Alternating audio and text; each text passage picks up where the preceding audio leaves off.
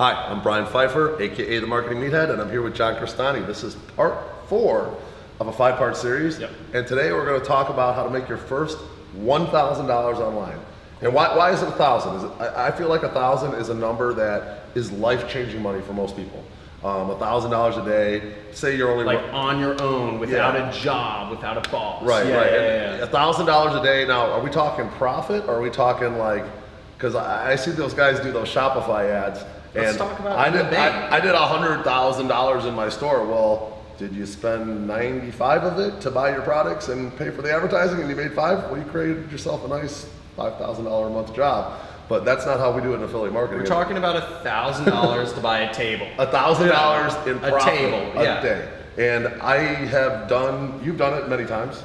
We've done it, we're doing it right now, actually. Yeah. We're doing it right now. So I made, I think yesterday was $6,000 profit, so. $6,000 profit in one day. That's life-changing money for just about everybody probably watching this video. That's big money. We, as a media buyer, my company, we strive for that $1,000 a day per person. Now I have 4 people on my team, myself and 3 others. That's smart. And we're on all sort of different businesses, but one of them's hardcore affiliate marketing. So everybody, like our number is like 1,000 a day. Yeah. So if we do $1,000 a day, that's roughly 30 grand a month, maybe 25 to 30 grand with the weekends and stuff. But 25 grand a month coming in is life-changing money for most people. How do you get there? How to get to $1,000 a day? Okay, let's reverse. So how I start with things is first I would reverse engineer that number. Okay. So I'd say, okay, and I use a lot of rules of thumb here that come from experience, but rules of thumb are pretty important. Like what should be your profit on e-commerce? Like well, if you're selling on I've heard, I don't do a lot of e-com, I've done some affiliate. I'm gonna guess it's around 15%, maybe 20% tops. So these are rules of thumb. Each industry has rules of thumb that you want to get to know. Like what's a good conversion rate on an affiliate marketing campaign? Well, generally, on Facebook right now, we seem like the sweet spot is per conversion is about $25 to $45 per conversion. So like these are all great. Yeah, and like I'm just asking because like these are all rules of thumb that I'm gonna backwards engineer things from. So what I would do is I would start by backwards engineering things. I'm gonna use some like a little slightly more round numbers, but I'd say $1,000. Okay. Generally speaking, I say an affiliate campaign should make 100 or like 50% ROI. Okay. So if you spend if you spend $100, you should make $100. Okay. Or $200 gross. Well, that's 100% ROI. So 50% would be. I'm thinking of it from an accounting Okay. perspective. Okay. So my revenue is $2,000, and I'm at 50%, profit. Profit. Okay, got it. I don't know. I got an accountant, so I'm like, it sucks. The end goal is to have $1,000 of usable money at the end of the day. What I'm thinking is $2,000 revenues. And $1,000. You spend $1,000, and this is using paid advertising. I'm not going to talk about free traffic from free traffic. That takes a long time. That's not what we do. Takes a long time. Takes a long time. We like to go to the next level. Let's spend $1 and make $2. Yeah.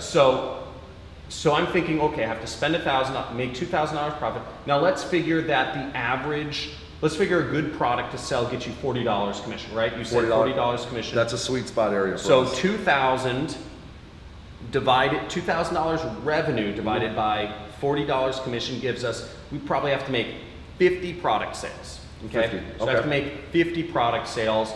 Now, given that I have to make 50 product sales, 50 product sales or calls or leads. Depends what's paying you the $40. I mean, we talked about this in one of the earlier videos that there's so many different ways to generate. You could do pay per call. You could do a bunch of different form fill, whatever. Yeah. But let's just assume we're making $40. So now I'm going to backwards engineer that. I'm going to say, okay, a conversion rate, let's say 1%. Let's say 1% conversion rate. So to make 50 sales, I've got to make, at 1% conversion rate is about 5,000 clicks. Okay. Okay. Right. So then I'd say, okay, let's say my click-through, my actual click-through rate on my ad is, let's just say 1%. 1%. I know Facebook's different, Google and YouTube is different. Let's say traffic 1%. sources vary, obviously. 1%. So that means I have I have to show my ad to, so we said 5,000 clicks. So I have to show my ad to 500,000 people. 500,000 people, okay. Okay, great. So now we know I should be targeting an audience, let's say 500,000 people to get this ad out there. Okay. So I think a really easy way to start this would say, okay, let me go on Facebook and, let me find, and assuming that you found your niche, you want to find a niche that has at least 500,000 people in it. Mm-hmm. So we could go on Facebook and we could look up knitting or crocheting. Okay. Or whatever. Yeah, those are going to be pretty hyper-targeted niches for sure. There's 22 million people who do knitting in the U.S. Wow, 22 million people who do knitting. You would never think. You'd never think. Yeah, but 22 million people do knitting in the U.S. And that's just Facebook targeting. That means 22,000 people are on Facebook that do knitting. There's probably even more 22 than that. million. 22 million. Yeah. 22 million people that are Facebook. So if you think knitting is like almost like you could make your money there. You could make hundreds of thousands of dollars if if you create something for knitters. But basically, so I'd say, okay, so I know I can't go smaller than 500,000 people in my audience, and I'd simply find a product to sell. So maybe I'm selling, I'm selling weight loss products to people who like knitting. Right. Or something like that. Whatever the product is I'm selling, I would sell the product to that specific audience. So I'd say, hey, are you a woodworker and your testosterone is dropping? Well, you know what? Like this famous woodworker had his testosterone drop, and but he took this supplement, but like he heard of, there's this supplement that fixes it. Right. And you could check this out, and I will